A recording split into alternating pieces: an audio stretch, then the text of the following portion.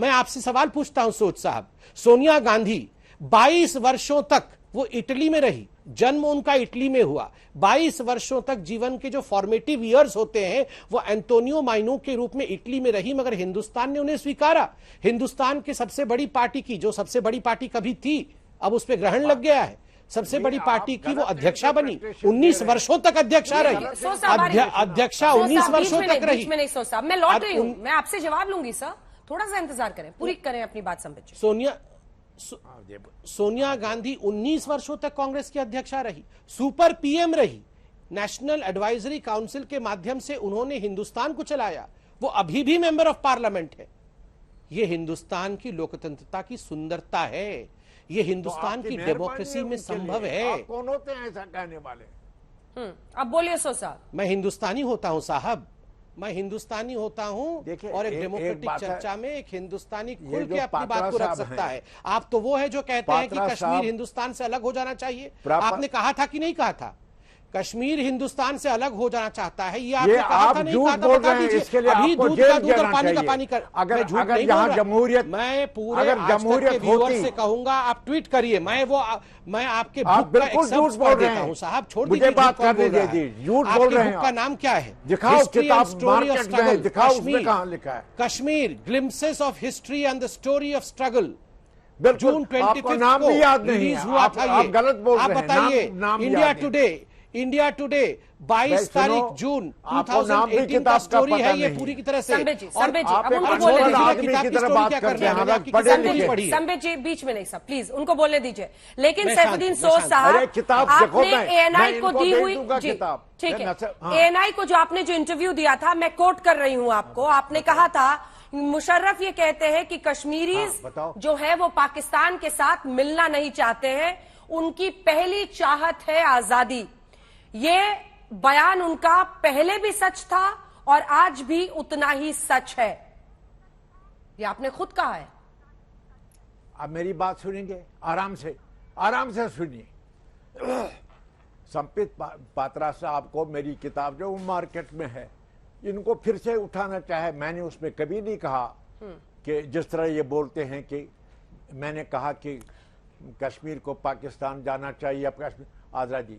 मैंने ये कहा कि मुशर्रफ ने जो कहा कि कश्मीर के लोग आज़ादी चाहते हैं, ये एक इसका सयाको सबाक बहुत जगहों में अलग है।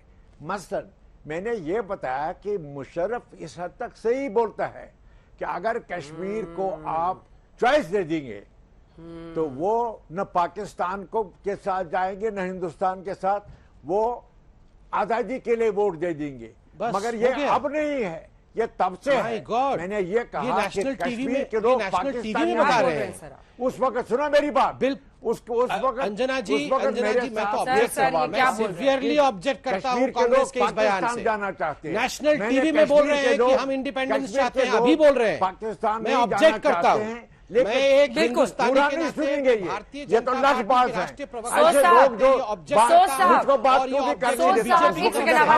सोच साहब बोलिए मेरे पीछे, कश्मीर हिंदुस्तान का अभिन्न अंग था, है और रहेगा। सोच साहब बिल्कुल, इसमें क्या शक है? देखो, तो फिर क्यों बोलते रहते हैं ये सब, आजादी क्या करते रहते हैं? पात्रा जी को समझ नहीं आएगी, क्योंकि वो, मैं ये मानता हूं हमने हिंदुस्तान के साथ इलाहा किया है और जानबूझकर किया है, और हमारा जो मुक्तदर लीडर था शेख मोहम्मद अब्दुल्ला, उसके साथ शेख साहब ने दाखिली खुदमुख्तारी ली थी, जिसको आपने 5 अप्रैल को यकतरफा खत्म एक दिन किया। कश्मीर पर अलग बहस करेंगे, कश्मीर पर अलग बहस एक दिन करेंगे। और हमारी लड़ाई जारी रहेगी। हम लोकतंत्र कैसे चलेगा या ब्रिटेन से सीखेंगे?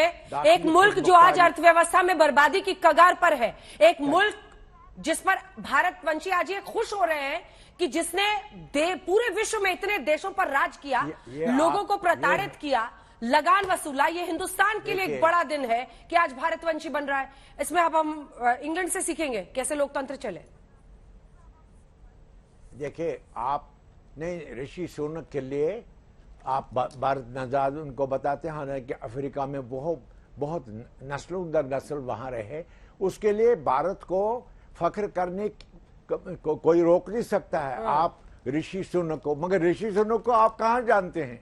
वो तो तन मन धन से ब्रिटिश बरतानिया के शहरी हैं। वो ऐसा नहीं है जैसा संपत पात्रा बताता है। हकीकत यह है कि संपत पात्रा को मैं कहता हूं सुनो की सारी जिंदगी पढ़ो ना, वो कैसे ब्रिटिश सिस्टम में पायवस्त हो गए, बल्कि जो अंग्रेज वहां के रहने वाले हैं, ईसाई है या जो भी है, वो ऐसे आदमी पर फख्र करते हैं। असल में ये एक बात है, चूंकि ऋषि ने बताया कि ये उसके बारे में है कि हिंदुस्तान नताद है, आप उस पर फख्र कर सकते हैं, लेकिन आप गलत तरीके से पेश करते हैं उनको, आपकी वो नजर ही नहीं है।